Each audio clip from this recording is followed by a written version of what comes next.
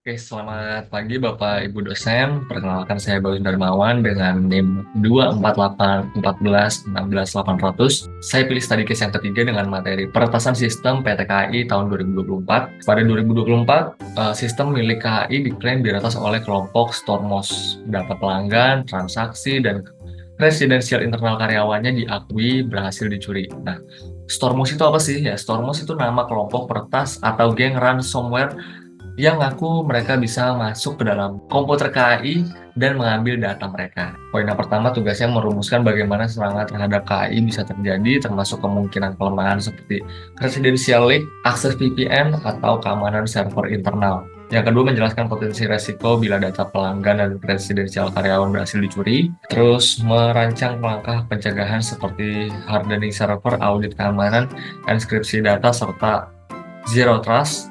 Dan yang terakhir, membuat tindakan yang seharusnya dilakukan perusahaan setelah mengetahui adanya klaim kebocoran. Pada 2024, kelompok hacker Stormos diduga mendapatkan akun VPN karyawan, lalu memakai kunci untuk masuk ke dalam sistem internal KAI. Nah, setelah masuk, mereka mengaku mengambil data pelanggan, riwayat transaksi, dan residensial karyawan.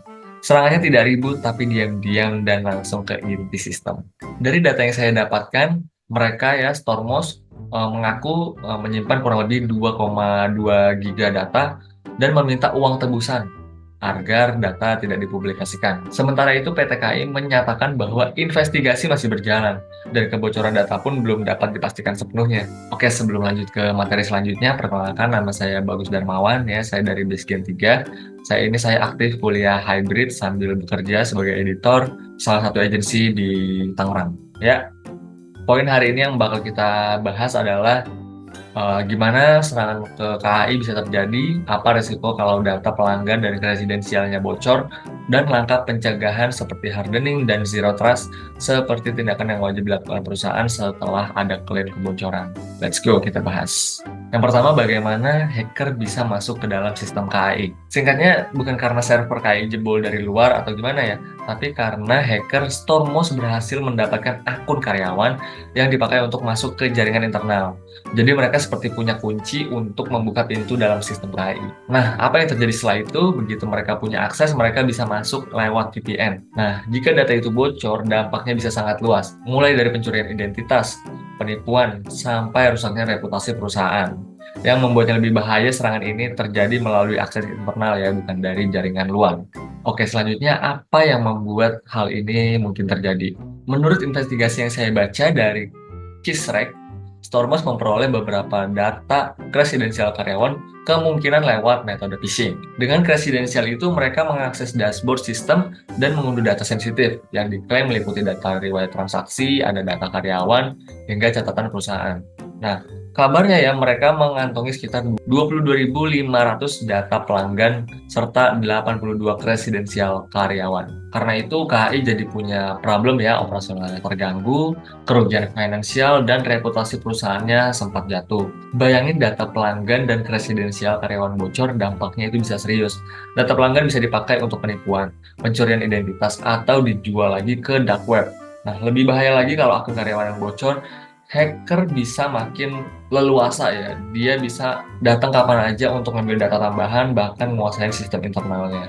Oke, sekarang kita masuk ke poin solusi. Sekarang kita harus cari tahu bagaimana caranya perusahaan mencegah kejadian seperti ini terulang lagi. Pertama, hardening server. Ini intinya adalah menguatkan sistem dari dalam. Caranya menutup port yang tidak dipakai, rutin update keamanan, dan membatasi akses admin supaya hanya orang tertentu aja yang bisa masuk. Lalu yang kedua, audit keamanan berkala. Nah, ini seperti cek kesehatan sistem dilakukan secara scanning, penetration test, dan mengecek log aktivitas yang mencurigakan dan menghapus akun karyawan yang sudah tidak aktif.